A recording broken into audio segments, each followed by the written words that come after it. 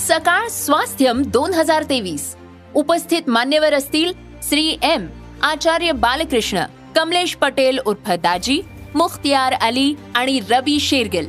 व्याख्यान, परिसंवाद, चर्चासत्र, कार्यशाळा, प्रदर्शन, सायकल रॅली, संगीतमय उपक्रमांचा महोत्सव। या, शिका आणि आरोग्यदायी आयुष्याची अनुभूती घ्या।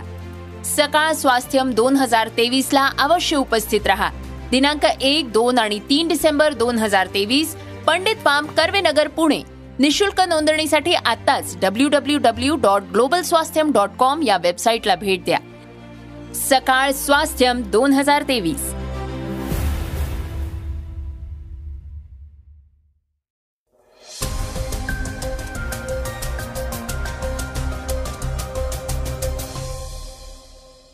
श्रोतेहो नमस्कार, मी अनिरुद्ध गद्रे आणि आपण ऐकत आहात सकाळ पॉडकास्ट।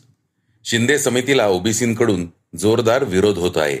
ओबीसी नेते प्रकाश शेंडगे यांचं त्याबाबत काय म्हणणं आहे समजून घेऊया पहिल्या बातमीत। दुसऱ्या बातमीत ऐकूया हिंदू राष्ट्राविषयक संघाची भूमिका। तर तिसऱ्या बातमीत कर्नाटकातल्या राजकारणात खळबळ माजवणाऱ्या काँग्रेस नेत्याच्या विधानाविषयी। वेगवान घडामोडीत ऐकूया दिल्लीच्या प्रदूषणावर सर्वोच्च न्यायालयाचा अंतिम इशारा। मोबाईल वापरकर्त्यांना युनिक आयडी, भ्रष्टाचाराविरुद्ध परशा मैदानात आणि बांगलादेशचा कर्णधार विश्वचषकातून बाहेर। चर्चेतल्या बातमीत ऐकूया आरक्षणाविषयक सरकारच्या भूमिकेवर जयंत पाटलांचा टोला। चला तर मग सुरुवात करूया आजच्या पॉडकास्टला। शिंदे समितीला ओबीसींचा विरोध, त्यांना घटनात्मक अधिकार नाही, प्रकाश शेंडगे। राज्याचे उपमुख्यमंत्री देवेंद्र फडणवीस यांच्यासोबत राज्यातील ओबीसी नेत्यांची एक बैठक सह्याद्री अतिथीगृहावर संपन्न झाली। या बैठकीनंतर माध्यमांशी बोलताना ओबीसी नेते प्रकाश शेंडगे यांनी शिंदे समिती आणि मराठा समाजावर खरमरीत टीका केली। प्रकाश शेंडगे म्हणाले की मराठा समाजाला सरसकट कुणबी दाखले देण्यास आमचा विरोध आहे, त्यामुळे मराठवाड्यामध्ये आमचे 2 मोठे मेळावे होणार आहेत। पहिला मेळावा अंबड इथं 15 तारखेला होत असून दुसरा मेळावा 16 तारखेला हिंगोली इथं होणार आहे। त्यानंतर पश्चिम महाराष्ट्र, विदर्भ असे विभागीय मेळावे होतील, असं शेंडगेंनी स्पष्ट केलं। पुढे बोलताना शेंडगे म्हणाले की जातीनिहाय जनगणना करावी अशी मागणी आम्ही उपमुख्यमंत्री देवेंद्र फडणवीस यांच्याकडे केली आहे। त्यांनी या मागणीला समर्थन दिलेलं असून पारदर्शक प्रक्रिया ठरवण्याचं काम सुरू असल्याचं स्पष्ट केलं। मराठा समाज मागास नाही, हे अनेकदा सिद्ध झालेलं आहे। मागास असलेल्या कुणबीमध्ये घुसायचं आणि आरक्षण घ्यायचं हा आरक्षणाचा मार्ग नाही।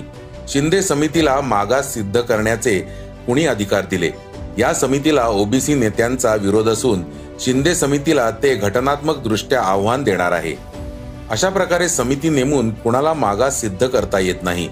शिंदे समिती ही नियमबाह्य असून तिला घटनात्मक अधिकार नाहीत। मराठा समाजाने मागासवर्गीयांचे भोग भोगलेले नाहीत, ते आम्ही भोगलेले आहेत। फक्त सर्टिफिकेट घ्यायचं आणि मागास व्हायचं हे जमणार नाही। त्या बाबतीतला व्यापक लढा उभा करत असल्याचं शेंडगेंनी स्पष्ट केलं। भारतात हिंदू राष्ट्र स्थापनेची गरज नाही, रासव संघाची भूमिका। भारतात हिंदू राष्ट्र स्थापनेची गरज नाही, कारण भारत सध्या हिंदू राष्ट्रच आहे, असं विधान रासव संघाचे सरकार्यवाहक दत्तात्रेय होसबाळे यांनी केलं आहे। त्यांच्या या विधानामुळे पुन्हा एकदा हिंदू राष्ट्र हा मुद्दा चर्चेला येण्याची शक्यता आहे। गुजरातमधील भुज इथं रासव संघाच्या अखिल भारतीय कार्यमंडळाच्या बैठकीनंतर आयोजित पत्रकार परिषदेत ते बोलत होते। होसबाळे म्हणाले, भारत हिंदू राष्ट्र पहिल्यापासून होता, अजूनही आहे आणि यापुढेही राहील। डॉक्टर हेडगेवार यांनी म्हटलं होतं की मी हिंदू आहे असं मानणारा एकही माणूस जोपर्यंत या भारत भूमीवर राहील तोपर्यंत हे राष्ट्र हिंदू राष्ट्र असेल। त्यामुळे हे हिंदू राष्ट्रच आहे, नाही असा विषय नाही। उलट संविधानात जी राज्य पद्धती आहे, म्हणजेच स्टेट ही संकल्पना आहे, ती राष्ट्र या संकल्पनेपेक्षा वेगळी आहे। राष्ट्राच्या नात्यानं हा देश हिंदू आहे। यापूर्वी इंग्रज या ठिकाणी राज्य करत होते, त्यावेळी ब्रिटिश राज होतं, पण तेव्हाही हे राष्ट्र हिंदू राष्ट्रच होतं, असंही होसबाळे यांनी म्हटलं आहे। दरम्यान 1 जानेवारी ते 15 जानेवारी 2024 या काळात संघाचे कार्यकर्ते, स्वयंसेवक घरोघरी गावोगावी जातील आणि लोकांना राम मंदिराचं एक चित्र भेट देतील। तसंच सर्वांना मंदिर आणि रामलल्लाच्या दर्शनासाठी येण्याचं निमंत्रण देतील. या दृष्टीने लाखोंच्या संख्येने व्यापक जनसंपर्क करण्याचा कार्यक्रम आखण्यात आला आहे. भाजपमधून बरेच आमदार लवकर काँग्रेसमध्ये येतील. मंत्र्याच्या दाव्याने कर्नाटकात पुन्हा खळबळ. कर्नाटकाच्या राजकारणात मोठ्या बदलाचे संकेत आहेत. एकीकडे भाजपकडून सातत्याने काँग्रेसचं सरकार पाडण्याची आणि कर्नाटकातही महाराष्ट्रासारखी परिस्थिती निर्माण करायची शक्यता वर्तवली जात होती. मात्र कर्नाटक सरकारचा होरा काही वेगळाच आहे.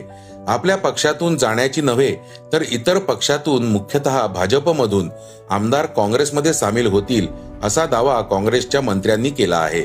काँग्रेसचे मंत्री MB पाटील म्हणाले, धर्मनिरपेक्ष जनता दलाचे 35 आणि भाजपचे 25 आमदार लवकरच काँग्रेसमध्ये सामील होतील. कर्नाटकात भाजप काँग्रेसच्या 5 आमदारांनाही आकर्षित करू शकत नाही, अशी टीकाही त्यांनी केली आहे. या विधानाची राज्यात जोरदार चर्चा सुरू आहे.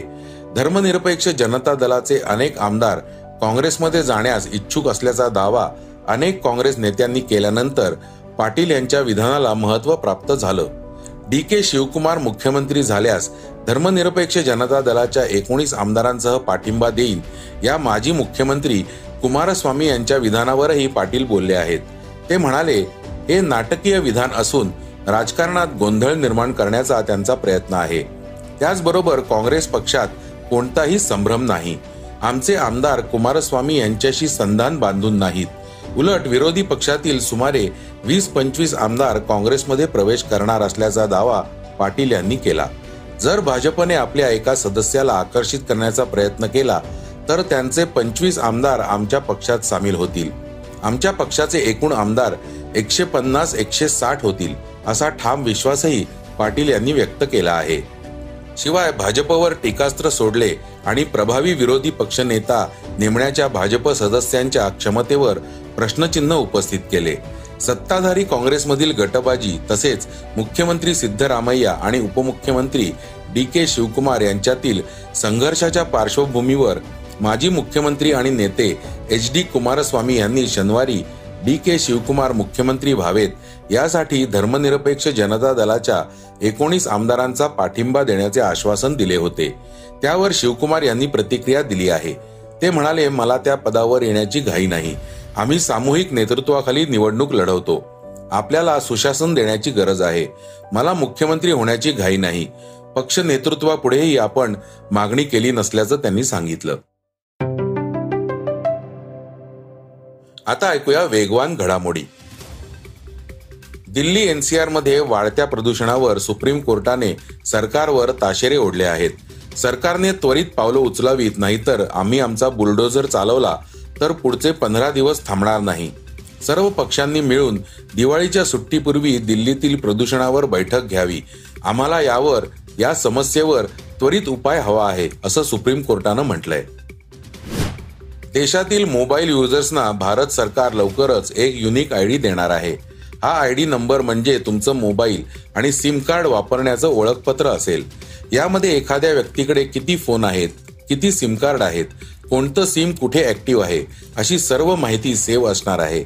सध्या वाढत चाललेल्या सायबर आणि मोबाईल फ्रॉडमुळे हा निर्णय घेण्यात आल्याचं सांगण्यात येत आहे. मोबाईल ट्रॅकिंग सिस्टीम अधिक सुलभ करण्यासाठी देखील याचा फायदा होणार आहे. एकाच व्यक्तीच्या नावावर प्रमाणापेक्षा अधिक सिम कार्ड अलॉट होणं, फेक सिम कार्ड अशा धोक्यांपासून बचावासाठी हा ID कामी येणार असल्याचं म्हटलं जात आहे. आकाश ठोसर हा मराठी मनोरंजन विश्वातील लोकप्रिय अभिनेता. आकाशने आजवर अनेक सिनेमांमधून स्वतःच्या अभिनयाची छाप पाडली आहे. आकाश अभिनयासोबतच सामाजिक भान सुद्धा जपत असतो. आता आकाश भ्रष्टाचार विरोधी मोहिमेत सहभाग घेणार आहे. मुंबईत इंडियन बँकेच्या वतीने भ्रष्टाचार विरोधी जनजागृती करण्यासाठी वॉकेथॉन आयोजित करण्यात आली होती.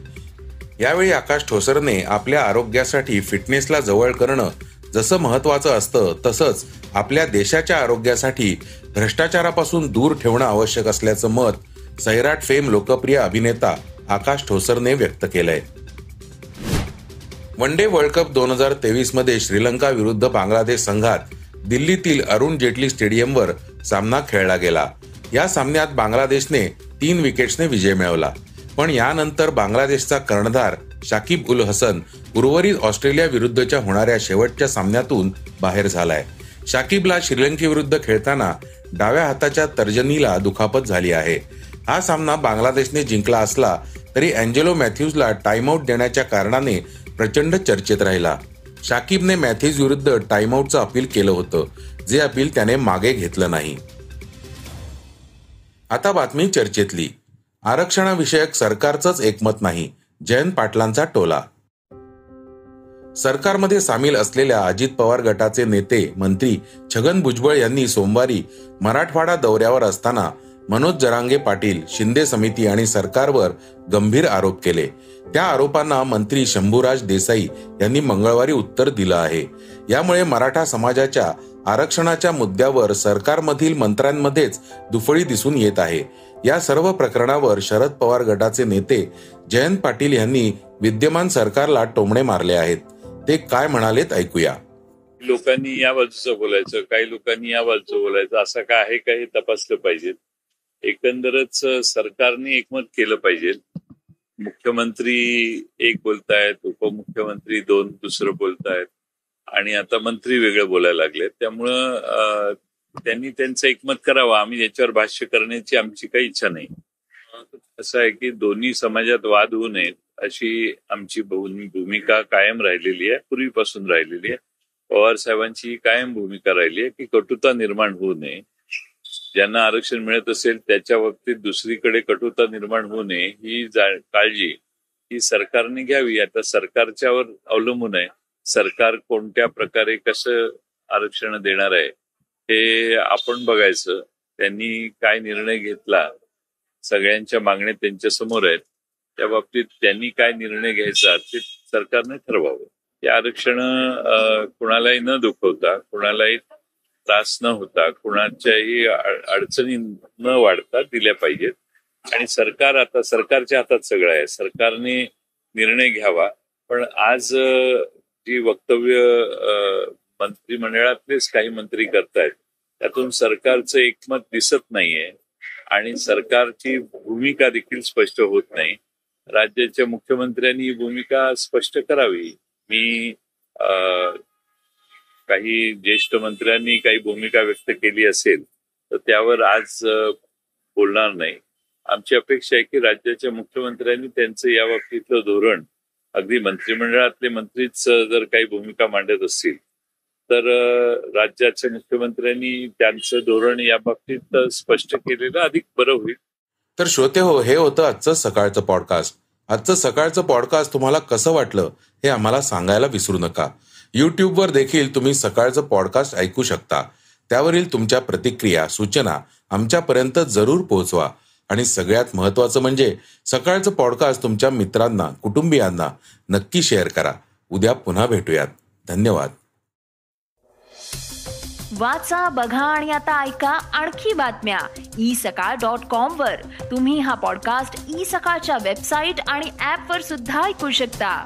विसरू नका, या पॉडकास्टला आपल्या आवडीच्या पॉडकास्ट ऍपवर सबस्क्राईब किंवा फॉलो करायला.